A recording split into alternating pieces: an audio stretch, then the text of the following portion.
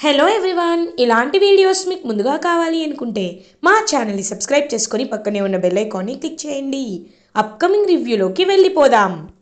Rohini plan ప్రకారం సుగుణమ్మని, చింటూని ఇంటి నుండి బయటికి పంపించేయాలంటే ఇంట్లో ఎవ్వరూ ఉండకూడదు అని డిసైడ్ అవుతుంది. మీనని విద్య ద్వారా తెలివిగా డైవర్ట్ చేసి బయటికి పంపించేస్తుంది రోహిణి. ఇటువైపు రవి, శృతి కూడా డబ్బింగ్ స్టూడియోకి, రెస్టారెంట్కి వెళ్ళిపోతారు. బాలుకి ట్రిప్ వచ్చిందని వెళ్ళబోతూ ఉంటాడు. ప్రభావతితో కూడా రోహిణి, అత్తయ్య నేను వాళ్ళిద్దరికీ ఏదో ఒకటి చెప్పి బయటికి పంపించేస్తాను, కాబట్టి మీరు మావయ్య గారిని తీసుకొని ఇంట్లో నుండి బయటికి వెళ్ళండి అని మనోజ్ బిజినెస్ పెడితే ఖచ్చితంగా దేవుడికి మొక్కుకున్నానని చెప్పి అలా ప్రభావతి అండ్ ఇటువైపు సత్యం ఇద్దరూ కలిసి కూడా వెళ్ళిపోతారు గుడికి. అలా ఇంట్లో ఎవ్వరూ లేకుండా కేవలం రోహిణి, సుగుణమ్మ అండ్ చింటూ మాత్రమే ఉంటారు. రోహిణి సుగుణమ్మ దగ్గరికి వస్తుంది. అమ్మ, ఇంట్లో నుంచి అందరూ వెళ్ళిపోయారు. నీకు నేను చెప్పేది విను. నువ్వు ఇక్కడ ఉండడం అంత మంచిది కాదమ్మా. నీకు ఆ బాలు మీనల గురించి తెలీదు. వాళ్ళు ఒక్కసారి అనుమానపడ్డారంటే ఇంకేమీ లేదు. నా జీవితం అంతా సర్వనాశనం అయిపోయినట్టే. వెళ్ళిపోమ్మా, దయచేసి వెళ్ళిపో అని అంటుంది రోహిణి. అత్త అత్త నువ్వే కదా అని అంటాడు చింటూ. పాపం వెంటనే చింటూని హక్ చేసుకుంటుంది రోహిణి. అవును, నేను అత్తనే, కానీ ఈ విషయం నువ్వెవరితో చెప్పకూడదు, సైలెంట్గా ఉండు అని అంటుంది. ఇంక వెంటనే సుగుణమ్మ, అది కాదమ్మా, ఇలా చెప్పా పెట్టకుండా వెళ్ళిపోతే బాలు మీనా ఏమనుకుంటారోనమ్మా అని అంటుంది సుగుణమ్మ. అమ్మా, నీకు వాళ్ళు ముఖ్యమా, నేను ముఖ్యమా? వచ్చినప్పటి నుండి చూస్తున్నాను. బాలు మీనా భజన చేస్తావేంటి? నా ఉద్దేశాన్ని, నా భయాన్ని నువ్వు అర్థం చేసుకోవా? అసలు నువ్వు ఎందుకు నాకు కన్న తల్లిలా ఆలోచించట్లేదు అని అంటుంది రోహిణి. చూడమ్మా రోహిణి, కన్న తల్లిలా ఆలోచించండి నేను కాదు, నువ్వు. నీ భయం, నీ బాధ, నీ స్వార్థమే నువ్వు చూసుకుంటున్నావు. రోహిణి, నేనేమీ ఇంటికి వస్తాననలేదు. బాలు మీనా పట్టుపట్టి నన్ను ఇంటికి వచ్చాను. వాళ్ళందరినీ నువ్వు బయటికి పంపించి ఇప్పుడు మమ్మల్ని కూడా వెళ్ళిపోమంటున్నావు. నేను ఇప్పుడే చెప్తున్నాను, చింటూ బాధ్యత మాత్రం ఎప్పటికైనా నీదే. ఆ విషయాన్ని గుర్తుపెట్టుకో. ఇప్పుడు నన్ను వదిలేసినట్టే చింటూని కూడా వదిలేస్తాను అంటే నేను తట్టుకోలేను అని అంటుంది సుగుణమ్మ. ఇదే ఇలా ఉండగా బాలు ప్రభావతి అండ్ సత్యంని ఇంకా అలా గుడి దగ్గర డ్రాప్ చేస్తాడనమాట. అలా ఇంకా డ్రాప్ చేశాక, అయ్యో నేను మర్చిపోయాను, డీజిల్ అయిపోవచ్చింది, ఎలా అయినా డబ్బులు కావాలి కదా, ఇంటికి వెళ్ళి పాకెట్లో ఉన్నాయి అవి తీసుకోవాలి అని చెప్పి బాలు అయితే ఇంకలా ఇంటికి బయలుదేరతాడు. కరెక్ట్గా సుగుణమ్మ, చింటూ ఇద్దరు బ్యాగ్ సర్దుకొని అలా బయటికి వచ్చేసరికి ఇంకా చూస్తూ ఉంటుంది రోహిణి అలా ప్రేమగా చింటూని దగ్గరికి తీసుకొని, చింటూ జాగ్రత్త, నేను చెప్తున్నాను కదా, నువ్వు చాలా జాగ్రత్తగా ఉండాలి, ఎక్కువగా ఇబ్బంది పెట్టకూడదు, నాన్నమ్మని జాగ్రత్తగా చూసుకోవాలి, సరేనా? బయటికి వెళ్ళి ఆడుకోవద్దు అని చెప్పి చాలా మాటలు చెప్తుంది. సరే అత్త అని అంటారు. సరే వెళ్ళిరా అని ఇంకలా వాళ్ళని పంపించేసి, అమ్మ మీరు జాగ్రత్తగా ఉండండి అని చెప్పి ఇంకలా బాయ్ చెప్పేసి వెనక్కి తిరిగి చూడగానే అక్కడ బాలు కనబడతాడు. ఒక్కసారిగా షాక్ అయిపోతుంది రోహిణి.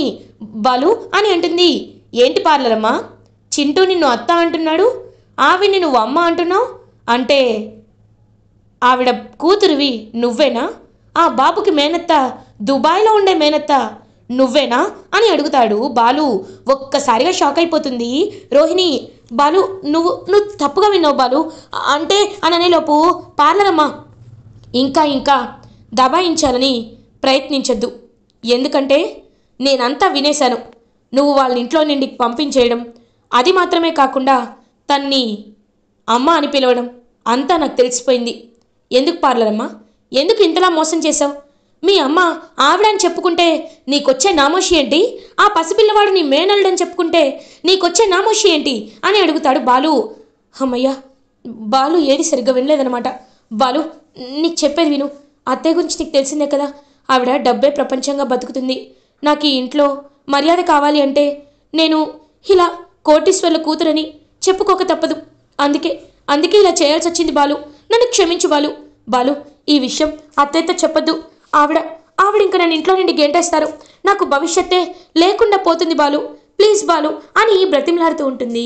అలా ఇంకా రోహిణి, పార్లరమ్మా అసలే నా నోట్లో ఏది దాగదు, అలాంటిది ఇంత పెద్ద నిజాన్ని ఇప్పుడే మా అమ్మకి చెప్పేస్తాను, కానీ నేను చెప్పను. ఎందుకో తెలుసా?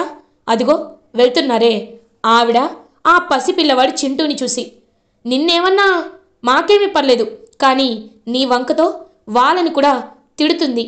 నువ్వే వాళ్ళకి డబ్బులు సంపాదించి పెడుతున్నావని వాళ్ళు చెప్పారు. పార్లర్లో డబ్బులు, చాలా డబ్బులు ఇంటికి ఇవ్వకుండా వాళ్ళకి ఇస్తున్నావు. అందులో తప్పేమీ లేదు. నీ వల్ల వాళ్ళు రోడ్డున పడడం నాకు ఇష్టం లేదు. అమ్మావతికి చెప్పి నిన్ను రోడ్డున లాగడం కూడా నాకు ఇష్టం లేదు. నేను ఈ విషయాన్ని అమ్మతో చెప్పను. కానీ నువ్వు మాత్రం ఇంకా ఎక్కువగా డబ్బున్న వ్యక్తిలా అహంకారాన్ని చూపిస్తూ ఉండకూడదు. మీనాతో సమానంగా అన్ని పనులు నువ్వు పాలు పంచుకోవాలి పార్లరమ్మ. ఈ విషయం గుర్తుపెట్టుకో అని అక్కడి నుండి వెళ్ళిపోతాడు బాలు. అమ్మయ్యా, బాలు మంచివాడు కాబట్టి ఇంకా ఏమీ అడగకుండా నిజం చెప్పను అన్నాడు. నిజంగా బాలు చాలా మంచివాడు అని మనసులో అనుకుంటూ తన టెన్షన్ని దింపుకుంటుంది రోహిణి. ఇది ఇలా ఉండగా ప్రభావతి, సత్యం ఇంటికి తిరిగి వస్తారు. ఇటువైపు బాలు కూడా మీనా దగ్గరికి వెళ్ళి, మీనా మీనా రా ఇంక ఇంటికి వెళ్దాం అని అంటారు. ఆగండి బాలుగారు, తను నాకు పువ్వులు కట్టడం నేర్పిస్తుంది అని అంటుంది విద్య. చాలు ఆగుడమ్మా, నాకంతా తెలిసిపోయింది అని మీనా చేయి పట్టుకొని తీసుకువెళ్ళిపోతూ ఉంటాడు బాలు. ఇదేంటి బాలుకు తెలిసిపోయిందా అని విద్య అనుకుంటుంది. ఏంటండి మీకే విషయం తెలిసింది అని అడుగుతారు. అది ఇప్పుడు ఎందుకులే, నేను తర్వాత చెప్తాను, నువ్వురా ఇంటికి వెళ్దాం అని బాలుని మీనా అలా ఇంటికి తీసుకువెళ్తాడు. ఇంకా ఈవినింగ్ అవ్వడంతో అందరూ ఇంటికి రీచ్ అవ్వడంతో రోహిణి మాత్రం అలా సైలెంట్గా ఉంటుంది. ఇంకప్పుడే ప్రభావతి, అమ్మా రోహిణి, నువ్వు నిజంగా నేను అనుకున్నది చేస్తావమ్మా. ఎందుకంటే వాళ్ళని ఇంట్లో నుండి బయటికి పంపించేశావు. ఇప్పుడు నాకు ప్రశాంతంగా ఉంది. ఆహా, ఎంత హాయిగా ఉందో.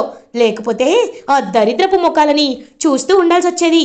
అమ్మా కొంచెం కాఫీ తీసుకురామ్మా అని అంటుంది. అప్పుడే మీనా బాలు ఇంటికి రీచేసరికి, వచ్చావా, షికార్లు చేసి వచ్చావా అని అడుగుతుంది. లేదు, మన గోదావరి నది ఉంది కదా, ఆ నదిలో ఈతల పోటీలు పెట్టారంట. ఉండండి, మా అత్తయ్య గజ ఈతరాలు, అందుకే తన్ని తీసుకొస్తానని వచ్చింది అని అంటాడు బాలు. ఈ వెటకారానికేమీ తక్కువ లేదు, నాకు ఈతే రాదురా అని అంటుంది ప్రభావతి. అవునా, అయ్యయ్యో మరి ఎలా అని ఆలోచిస్తూ ఉంటే, రేయ్ ఆపరా నీ జోకులు అని అంటారు సత్యం. ఇంకలా బాలు, సరే మీనా నువ్వు వెళ్ళి రెస్ట్ తీసుకో అని అంటారు. ఏంట్రా రెస్ట్ తీసుకునేది, ఏయ్ మీనా వెళ్ళి కాఫీ చెయ్యి అని అంటుంది. ఏ మీనా కాఫీ అంటే నీకంత ఇష్టమా అని అడుగుతాడు బాలు. అదంతా నీకెందుకు, ఇందాకటి నుండి అడుగుతున్నాను, గొంతు ఎండిపోతుంది, వెళ్ళు అని అనేసరికి ఇంకా మీనా అలా కాఫీ చేసి సత్యంకి ప్రభావతికి తీసుకొని వస్తుంది. ఏయ్ అది మాత్రమే కాదు, రేపటి నుండి దసరా ఉత్సవాలు స్టార్ట్ అవుతున్నాయి కాబట్టి ఇల్లంతా నీట్గా కడిగి తుడిచి శుభ్రం చేయాలి. ఇవాల్టి నిండే ఆ పని పెట్టుకో, అర్థమైందా అని అంటుంది ప్రభావతి. హలో అమ్మావతి, నువ్వింత క్రూరావతిగా మారుతావని అస్సలు అనుకోలేదు. జ్వరం ఇవాళ పొద్దున్నే తగ్గింది, చింటూని కంటికి రెప్పలా చూసుకుంది, అలాంటిది ఇప్పుడు ఇల్లంతా బూజు దులిపి ఇల్లు కడిగి శుభ్రం చేయమంటావా? ఏ మీనా మాత్రమే ఆ పని చేయాలా అని అడుగుతాడు బాలు. రేయ్ ఏంట్రా, ఇంటి కోడలు కోడలు అంటది కదా, మరి ఇంటి కోడలు కాకపోతే ఇంకెవరు పని చేస్తారా? ఏ అందరికీ జ్వరాలు వస్తాయి, తనేమైనా మహారాణి వంశంలో పుట్టిందా? రోహిణి అప్పుడే నడుచుకుంటూ వస్తుంది. ఈ పార్లర్ అమ్మ ఇల్లంతా క్లీన్ చేయొచ్చు కదా అని అంటాడు బాలు. ఇంక వెంటనే ప్రభావతి, రేయ్ తనేమీ గుడిసెలో పుట్టి పెరగలేదురా, కోటీశ్వరరాలు. అలాంటి కోటీశ్వరరాలతో పని చేయిస్తే రేపు పొద్దున వాళ్ళ నాన్న వచ్చినప్పుడు అని అనేసరికి రోహిణి వైపు చూస్తాడు బాలు. వెంటనే రోహిణి భయపడుతూ, అత్తయ్య పర్లేదత్తయ్య, పాపం మీనా ఒక్కదే ఇంత పెద్ద ఇల్లు ఏం క్లీన్ చేస్తుంది, కావాలంటే నేను మీనా కలిసే ఇల్లంతా క్లీన్ చేస్తాం. రేపు పూజకి సంబంధించిన అన్ని విషయాల్లో కూడా నేనే మీనాకి హెల్ప్ చేస్తాను. మీనా నువ్వెవరి మాటలు పట్టించుకోవద్దు, మనం క్లీన్ చేద్దాం అని అక్కడి నుండి వెళ్ళిపోతుంది రోహిణి. ఇదేంటి రోహిణిలో ఇంత మార్పు వస్తుంది? ప్రతి విషయంలో పని తప్పించుకునే రోహిణి ఇప్పుడు నాకు సహాయం చేస్తానంటుంది. మొన్న ఆయన కూడా విద్యతో అన్నీ తెలిసిపోయాయి అంటున్నారు. ఏదో జరిగింది, అదేదో దాచిపెడుతున్నారు అని మనసులో అనుకుంటుంది మీనా. ఇది ఇలా ఉండగా మార్నింగ్ అవుతుంది. మనోజ్, రోహిణి ఫర్నిచర్ షాప్కి వెళ్తారు. ఇంకా మనోజ్ అయితే, ఇప్పుడు దసరా వస్తుంది కదా కాబట్టి మన షాప్కి ఇంకా బాగా సేల్స్ అవుతాయి అని అంటారు. చూడు మనోజ్, నువ్వు మాత్రం చాలా జాగ్రత్తగా ఉండాలి, సరేనా అని అంటారు. సరే రోహిణి అని కస్టమర్స్తో మాట్లాడుతూ ఉంటాడు మనోజ్. ఇంకా అలా కరెక్ట్గా రోహిణి ఫర్నిచర్ షాప్ నుండి బయటికి వచ్చి పార్లర్ వైపు నడుచుకుంటూ వెళ్తూ ఉంటే అక్కడ ఒక కార్ వచ్చి ఆగుతుంది. కార్లో నుంచి కల్పన కిందకి దిగుతుంది. కల్పన వైపు పొగరుగా చూస్తూ ఉంటుంది రోహిణి. ఏంటి, నా దగ్గర నుండి 40 లక్షలు తీసుకున్నారు కదా, ఇంకా నడి రోడ్డు మీదే నడుస్తున్నావు అని అడుగుతుంది కల్పన. చూడు, నేను నీలాగా డబ్బులు తగలేసి నీలాగా మేకప్లు వేసుకునే టైప్ కాదు. నా పని నాకుంది, పక్కకు తప్పుకో అని అంటుంది రోహిణి. అవునులే, ఎన్నో అప్పులు ఉండుంటాయి, ఆ అప్పులన్నీ తీర్చుకుని ఉంటావు. అయినా వాడే పెద్ద లేజీ ఫెలో, వాడికి నువ్వు ఒక భార్యగా తోడయ్యావు. ఇద్దరు కలిసి ఇంకేం చేస్తారులే అని పొగరుగా మాట్లాడుతుంది కల్పన. ఏయ్, ఏంటి పొగరు చూపిస్తున్నావు? ఆ 40 లక్షలతో మనోజ్ పెద్ద ఫర్నిచర్ షాప్ ఓపెన్ చేశాడు. తెలుసా నీకు ఆ విషయం? తెలిస్తే షాక్ అయిపోతావు. ఇప్పుడు బిజినెస్ బ్రహ్మాండంగా నడుస్తుంది. నీకంటే ఎక్కువ డబ్బులు సంపాదించి నీకంటే పెద్ద బిజినెస్ మెన్గా మనోజ్ ఎదగకపోతే నా పేరు రోహిణియే కాదు. ఇంకొకసారి మా జీవితాల్లోకి ప్రవేశించాలనుకుంటే మర్యాదగా ఉండదు, తప్పుకో అని రోహిణి అక్కడి నుండి వెళ్ళిపోతుంది. ఓహో, అంటే నేనిచ్చిన 40 లక్షలతో ఆ మనోజ్ ఫర్నిచర్ షాప్ పెట్టుకున్నాడా? అయితే నా కన్ను ఆ షాప్ పై పడాల్సిందే. ఏదో అనుకున్నాను, బాగానే ఆలోచించాడు. ఆ లేజీ ఫెలో గాడు కూర్చునే జాబ్ని చూసుకున్నాడనమాట. మనోజ్, నా గురించి నీకు ఇంకా తెలీదు. ఈ కల్పన అంటే కాలకూట నాగు లాంటిది. నీ దగ్గర అప్పుడు 40 లక్షలు ఎలా ఎత్తుకు వెళ్ళిపోయానో ఇప్పుడు కూడా నిన్ను అలాగే మోసం చేస్తా. నీ దగ్గర ఉన్న ఆ షాపుని కూడా లాక్కొని నిన్ను నడి రోడ్డు మీద నించోబెడతా. అప్పుడు నీ భార్య చూపిస్తున్న పొగరికి నేను సమాధానం చెప్తా అని వెంటనే ఇంకా కుళ్ళుకి బయలుదేరుతుంది మనోజ్ షాప్కి. అప్పుడే మనోజ్ హ్యాపీగా చైర్లో కూర్చుని ఉంటాడు. నరేష్, ఇవాళ నేను బాగా కస్టమర్లతో మాట్లాడి అలసిపోయాను, వెంటనే ఏసీ ఆన్ చేయి అని అంటారు. సార్, అది కొత్తేసీ సార్ అని అంటారు. అయితే ఏంటి, ఆన్ చేయి, ఓనర్ ఇక్కడ అని ఇంకా చెప్పేసరికి అలా ఏసీలో నిద్రపోతూ ఉంటాడనమాట బెడ్ పైన మనోజ్. అప్పుడే కరెక్ట్గా కల్పన వస్తుంది. ఎక్స్క్యూజ్ మీ అని అనేసరికి వాయిస్ చాలా స్వీట్గా ఉందే, ఎవరై ఉంటారు? ఎస్ అని పైకి లేచి చూసేసరికి అక్కడ కల్పన కనబడుతుంది. ఒక్కసారిగా షాక్ అయిపోతాడు మనోజ్. కల్పన అని అంటారు. మనోజ్, నువ్వా అని అనేసరికి షాక్ అయిపోతారనమాట. వెంటనే ఇంకా మనోజ్ అయితే నువ్వేంటి ఇక్కడ, వెళ్ళిపో అని అంటాడు. ఎందుకు వెళ్ళాలి? నేను ఎక్కడికి వెళ్ళను అని అంటుంది కల్పన. హే, నువ్వెక్కువగా మాట్లాడొద్దు, అయినా మళ్ళీ ఎందుకు వచ్చావు? నన్ను మోసం చేయడానికి వచ్చావా అని అంటాడు మనోజ్. లేదు మనోజ్, నీతో మనస్ఫూర్తిగా మాట్లాడాలనే వచ్చాను.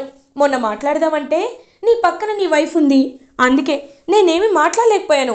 కానీ ఇప్పుడు ఎవరు లేరు కదా, అందుకే నీతో చనువుగా మాట్లాడాలనే వచ్చాను అని అంటారు.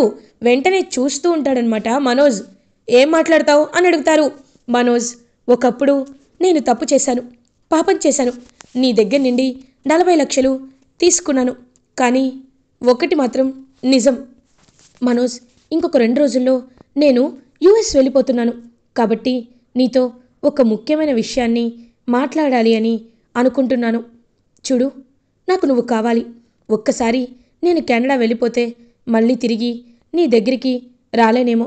అందుకే చెప్తున్నాను, నా మాట విను. మనిద్దరం హ్యాపీగా కెనడా వెళ్ళిపోదాం. ఇక్కడ షాప్లో నీకెంతొస్తాయి? మహా అయితే 1-2 లక్షలు వస్తాయి. కానీ అక్కడ ఒకవేళ నేను కెనడా తీసుకువెళ్తే అప్పుడు నీకెంత డబ్బులు వస్తాయి? $50,000 వస్తాయి. రూపాయలకి డాలర్స్కి చాలా తేడా ఉంది కదా అని అంటుంది కల్పన. ఒక్కసారిగా ఇంకా ఆశ ఎక్కువైపోతుంది మనోజ్కి. నిజమే కానీ అని అంటాడు. ఏంటి, ఇంకా నన్ను అనుమానిస్తున్నావా? నీతో నేను ఒట్టేసి చెప్తున్నాను, నిజం చెప్తున్నాను. నువ్వంటే నాకు ప్రాణం, కాబట్టి నేను వదులుకోలేను, నేను ప్రేమిస్తున్నాను అని మనోజ్ని హక్ చేసుకుంటుందన్నమాట. వెంటనే కల్పన ఒక్కసారిగా మనోజ్ షాక్ అయిపోతాడు. ఇంకా ఏమీ అనలేక సైలెంట్గా ఉండిపోతాడు. రేపు మార్నింగ్ కేఫ్లో ఎదురు చూస్తూ ఉంటాను నీకోసం. నువ్వు ఖచ్చితంగా రావాలి, వస్తావని నేను కోరుకుంటున్నాను అని చెప్పి అక్కడి నుండి వెళ్ళిపోయి ఖచ్చితంగా నా వలలో పడతాడు అని అనుకుంటూ అక్కడి నుండి వెళ్ళిపోతుంది కల్పన. ఇది ఇలా ఉండగా నైట్ అవుతుంది. మనోజ్ అయితే ఇంకా అలా కల్పన గురించే ఆలోచిస్తూ ఉంటాడు. మనోజ్, ఏమైంది అలా ఉన్నావు? ఇవాళ మన టర్న్ కదా, రూమ్ మనకి వచ్చేసింది కదా, ఇంకా ఇంకా ఏం ఆలోచిస్తున్నావు అని అడుగుతుంది. "ఆ, ఏం లేదు ఏం లేదు" అని ఇంకా వెంటనే అటు తిరిగి పడుకొని కల్పన గురించి ఆలోచిస్తూ రేపు షాప్కి వెళ్ళాలా వద్దా అని చెప్పి ఇంకా కెఫేకి అయితే బయలుదేరుతాడనమాట మార్నింగ్ మనోజ్. ఇంకా కల్పన, నాకు తెలుసు మనోజ్, నువ్వు నన్ను ఇంకా మర్చిపోలేదని, నన్ను ప్రేమిస్తున్నావని నాకు తెలుసు.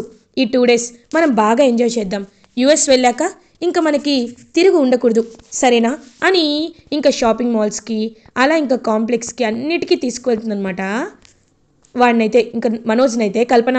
ఇంకా అలా మనోజ్ కల్పన ఇద్దరు వెళ్ళేసరికి అప్పుడే కరెక్ట్గా బాలు అటువైపుగా వెళ్తాడు. ఇదేంటి, ఇది లక్షణ మింగిన వాడి కార్లా ఉంది, వాడి కారే, ఈ పక్కనెవరు పార్లర్ అమ్మలా లేదే అని ఇంకా బాలు అయితే మనోజ్ని ఫాలో అవుతాడు. ఫాలో అయ్యి చూసేసరికి అక్కడ మనోజ్ పక్కన కల్పన దిగి వస్తూ ఉంటారు. ఫారెన్ అమ్మ అంటే వీడికి ఫారెన్ అమ్మకి ముందు నిండే పరిచయం ఉందా అని ఆలోచిస్తూ ఉంటాడు బాలు. మనోజ్, ఇదిగో ఈ రింగ్ నీకోసమే తీసుకున్నాను అని ఇంకా రింగ్ అయితే అలా పెడుతూ హక్ చేసుకుంటుంది మనోజ్ని కల్పన. ఒక్కసారిగా షాక్ అయిపోతాడు బాలు ఇదంతా చూసి. వెంటనే పరుగున అక్కడికి వెళ్ళి, రే లక్షలు మిగినవాడా అని గట్టిగా అరుస్తాడు. ఒక్కసారిగా షాక్ అయిపోతాడనమాట మనోజ్. రే నువ్వేంట్రా ఎక్కడా అని అడుగుతాడు. మనోజ్ చెంప పగలగొట్టి, చి దుర్మార్గుడా, ఇంట్లో బంగారం లాంటి భార్యను పెట్టుకొని ఏం పనులు ఇవి, ఏమ్మా ఫారెన్ అమ్మా, నీకు ఇంకెవరు దొరకలేదా, మా అన్నయ్య దొరికాడా, మిమ్మల్ని నేను చాలా రెస్పెక్ట్ ఇచ్చాను, అలాంటిది ఏం చేస్తున్నారు మీరు ఇక్కడ అని అడుగుతాడు బాలు. హే బాలు, ఏంటి ఎవరనుకొని ఎవరి గురించి మాట్లాడుతున్నావు నువ్వు? ఇతను నా కాబోయే హస్బెండ్ మనోజ్ అని అంటుంది ఫారెన్ అమ్మ. ఒక్కసారిగా షాక్ అయిపోతాడనమాట. ఇంకా ఒక్కసారిగా బాలు అయితే షాక్లో ఉండిపోతాడు. ఏంటి, కాబోయే వుడ్బీనా? రేయ్, మీ కథ ఇక్కడి వరకు వస్తుందని అనుకోలేదురా, నీ పని ఇలా కాదు, చెప్తాను రారా అని చెప్పి మనోజ్ని కాలర్ పట్టుకొని ఈడ్చుకు వెళ్తూ ఉంటాడు బాలు. నువ్వేంటి ఫారెన్ అమ్మా, బొట్టు పెట్టి చెప్పాలా, రా ఇక్కడి నుండి మీరిద్దరు మా ఇంటికి రాకపోతే మిమ్మల్ని ఊరుకునేదే లేదని చెప్పి బలవంతంగా కార్ ఎక్కించి ఇంటికి తీసుకొస్తాడు బాలు. ఇంకా ప్రభావతి సత్యం వాళ్ళు అప్పుడే చూస్తూ ఉంటారు. బాలు అలా ఇంకా లాక్కుని వచ్చి పడేస్తాడు అందరి ముందు వాడినైతే. ఇంకా మనోజ్ కింద పడిపోతాడు. రేయ్ ఏమైందిరా, మనోజ్ని ఎందుకు ఇలా చేస్తున్నావు అని అడుగుతుంది ప్రభావతి. కొట్టాలా లేకపోతే చంపాలా? ఇదిగో ఈ ఫారెన్ అమ్మ వీడు త్వరలో పెళ్లి చేసుకోబోతున్నారంట, ఉంగరాలు కూడా మార్చుకుంటున్నారు అని అంటాడు బాలు. ఒక్కసారిగా ప్రభావతి షాక్ అయిపోతుంది. ఇంకా కల్పనని చూస్తూ ఉంటుంది. నువ్వు అని అనేసరికి, అవును మేమిద్దరం ప్రేమించుకుంటున్నాం అని అంటుంది కల్పన. మనోజ్, ఇప్పుడు కాదు ఒకప్పుడు ప్రేమించింది అని చెప్తూ ఉంటాడు. అంటే ఆ లక్షలు మింగినావిడ కూడా ఈవిడేనా అని అంటారు రవి. ఒక్కసారిగా ఇంకా కల్పన అలా చూస్తూ ఉంటుంది. అంటే నా భర్త డబ్బులు వీడు నీకిస్తే నువ్వు అక్కడికి వెళ్ళి చెప్పవే, చెప్పు 40 లక్షలు ఎక్కడున్నాయి చెప్పు అని కల్పన గొంతు పట్టుకుంటుంది ప్రభావతి. హే వదలండి, ఏంటి 40 లక్షలు, ఎప్పుడో ఇచ్చేశాను కదా అని అంటుంది కల్పన. ఒక్కసారిగా షాక్ అయిపోతారు ప్రభావతి సత్యం. అప్పుడే రోహిణి అక్కడికి వస్తుంది. ఇదేంటి ఇలా జరిగింది అని చూస్తూ ఉంటుంది. రోహిణి, 40 లక్షలు ఎక్కడా అని అడుగుతుంది. అత్తయ్య అంటే మనోజ్ షాప్ పెట్టుకుంది ఆ డబ్బులతోనే అత్తయ్య అని అనేసరికి ఇంకా రోహిణి చెంపపై కొడుతుంది ప్రభావతి. అంటే నా భర్త డబ్బుల్ని నీ పుట్టింటి డబ్బులని చెప్తావా? ఇప్పుడు చెప్తున్నాను వినండి, నీకు ఒకే రోజు టైం ఇస్తున్నాను. నీ పుట్టింటి వాళ్ళు ఎక్కడున్నా నా కళ్ళ ముందుండాలి, లేకపోతే నన్నైనా అక్కడికి తీసుకువెళ్ళు, అంతేకాని ఇంకా మోసాలు చేస్తూ కూర్చుంటారా ఛా అని అసహించుకుంటుంది ప్రభావతి. చూడు, ఇప్పుడు జరిగిందేదో జరిగిపోయింది. 40 లక్షలు మొత్తం ఆ షాప్కి పెట్టారు కాబట్టి రే మనోజ్, ఆ షాప్ని 3 భాగాలు చేసి నా 3 కొడుకులకి సమాన వాటా వచ్చేలా రేపే వీలునామా రాయిస్తున్నాను, నువ్వు వచ్చి సంతకం పెట్టాలి అని అంటాడు. అదేంటండి అని అంటుంది ప్రభావతి. నోరుమోయ్ ప్రభా, ఈ విషయంలో ఇంకా నేను ఎవ్వరి నిర్ణయాన్ని తీసుకోవాలి అనుకోవటం లేదు, కాబట్టి నేను చెప్పిందే ఫైనల్, అది నా కష్టార్జితం కాబట్టి నా 3 కొడుకులకి సమానంగా ఉండాలి అని ఇంకలా 3కి ఆ షాప్లో భాగాలు వేస్తారు సత్యం. ఇటువైపు గజగజ వణికిపోతూ ఉంటుంది రోహిణి. ఇలా ఎపిసోడ్ ఎండ్ అవుతుంది. ఫర్దర్ ఎపిసోడ్ రివ్యూస్ ముందుగా మీకు కావాలి అనుకుంటే మా ఛానల్ని సబ్స్క్రైబ్ చేసుకోండి. Thanks for watching.